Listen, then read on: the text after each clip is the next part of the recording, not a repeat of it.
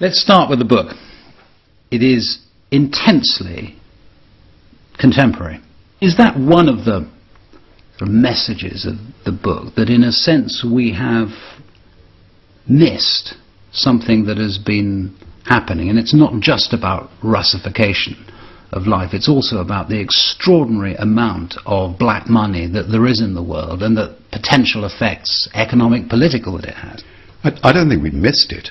I think we've deliberately ignored it or condoned it, which is much more interesting. And I think huge quantities of black money, Russian money, have been kicking around in London for a long time. And we chose to ignore it because Russia is in many ways still a totally criminalized state. We have to bear that in mind. And it's a rich one, it's oil rich. And when the wall came down and Gorbachev gave the green light for the diversification of Russian politics, the KGB exported practically all Russia's foreign assets. It was impossible, therefore, really, truthfully, to receive and bank Russian money and pretend that it didn't have a criminal past to it. Honoré de Balzac, the French writer, said, behind every great fortune lies one great crime, that behind these fortunes lay an infinite number of crimes. And this raises the mystery, which nobody can solve. At what point does black money become grey money, become white money? And the white money is what gets into the market. And the point about your book, one of the points about your book, is that the significance of this, the salience of it in modern life is such that the old struggle between states that you used to write about is really, in a sense, almost irrelevant. Oh, certainly for the really high rollers, national borders and national legislation are absolutely irrelevant. There's another issue that I raise in the book, which I find very interesting, and that in this story there is a dubious involvement of the intelligence community in the laundering of money. And it is fun to remember that actually if you're controlling spies, buying informants, hiring traitors, obtaining intelligence by human sources, you have to be able to launder money. Every intelligence service worldwide has access to money laundering, does it by habit, you have to. And I wanted to put that into the mix, and I thought it appropriate, particularly when former members of these services are coming under some kind of cloud for their involvement in dirty money. Are the characters in your works better or worse behaved, better or worse people than they were in the early days? I think they're different people. If we're talking about the characters of people inside the intelligence community, they are different. I think they are more tainted by materialism these days. I'm told that SIS, for example, which we may now name, pays bonuses for good intelligence. Now, that would have been, in my day, I don't like to sound stuffy, completely contrary to the ethic of the place. We considered ourselves underpaid, were proud of it. We considered we had some kind of moral duty, exactly as a journalist does, to speak truth to power. What we've seen in the last years, tragically, to my mind, has been an overt politicization of intelligence, which is actually what led to the justification, supposedly, of the Iraq War. And that was a tragedy. When I was there as a little boy in that world, post-war, still with the ethic of 3945 heavily on our shoulders, we saw ourselves as some kind of, really, some perhaps elitist group, but certainly a group dedicated to saying to power, no, no, no, you may want to believe that, but we're not going to let you believe it because we have seen evidence to the contrary. And our job is to give you the evidence to the contrary. Do you think we're too frightened now of the various threats that there are? We know there are threats to us, but then looking at your early novels, there have been threats, very visible threats in the past, and terrible threats. So have we got ourselves into a panic that is foolish? I personally believe, as I think very many otherwise sensible people believe, that the whole anti-terror threat has been terribly useful to politicians. It's been a way of manipulating us. It's been a way of giving police excessive powers, which they then misuse. And I think we've got to draw back from that. I mean, I grew up, in one way or another, we've all grown up under the nuclear threat. It was terrifying when the Berlin Wall went up and I was in Bonn and whatnot, and just getting a vague idea of what the contingency plans were. We were living on the edge of world destruction, or we believed we were.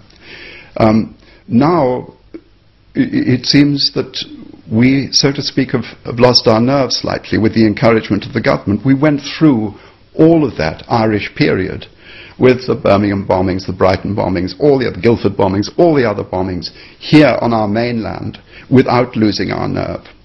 And there was a notion abroad in those days, which I deeply share, that in order to remain a decent democracy, you've got to be ready to take a few hits. There are always going to be crazy people out there who are going to plant bombs and things. I think we've been made too much aware of it. Do we, as a sort of allied question to that, do we also, in your view then, over-demonize our opponents? Because that's another thing that obviously you've written about your whole life, this struggle that goes on in a looking-glass world, where actually in some respects everyone on each side has grave flaws, to put it mildly. Are we guilty of doing that? I absolutely believe we are guilty of doing that. And I think it comes really from two sources. The first is there is a difference between Europe and America of a very simple sort. The United States has an enormous standing army. The United States is not Switzerland. It cannot be a peacetime army. Therefore, our main ally is one that is always looking to turn over its military, give people battle experience. These are very elementary but forgotten things. They must have a war running. You cannot have a huge peacetime military run from the Pentagon which is not engaged in any front line. So for Americans, war is a much closer option than ours. And secondly, the creation of an enemy. If you haven't got him to begin with, you go on raising the rhetoric, you'll get him by the end. And I believe that we've done a huge amount of bad work in creating the Islamist threat by exaggerating the rhetoric from the start. On the other hand, as Tony Blair was saying recently, there is a moral way of looking at this, and some of the things that they do, our opponents in this struggle, are appalling. And we are better than them, and we need to have the courage to say we are better than you, and we believe that what we want to happen is survive and prosper, and that should be the way that people are allowed to live, and we need to be able to defend that vigorously. I agree with you entirely about that. All we're discussing is method. I certainly think that where there are bad guys, we should go after them and shoot them. There's no question. I'm absolutely in favor of that.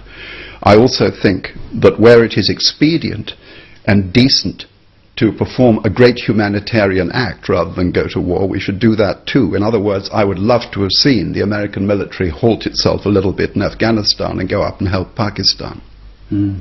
Final thought about Britain. You've been critical in our conversation about the setup around terrorism and the fear of terrorism, and one of the things that the coalition government has wanted to do is go for civil liberties. Give back people civil liberties that they felt had been lost under New Labour. Successfully? Not yet, no. Do you have any optimism that they will? No, I'm very familiar with the effect with the corruption of power and what happens when people get inside the magic circle. We have at the moment what is now being called, I notice in American literary journals, the deep state. We have so many people who are indoctrinated, who are admitted to the secrets of state, and we have the people outside the circle. We have a situation where it's possible to go up to MPs as a whip in the House of Commons, as happened, I think, before the outbreak of the Iraq War, and say, if you had seen the papers that I have seen, I know how you will vote.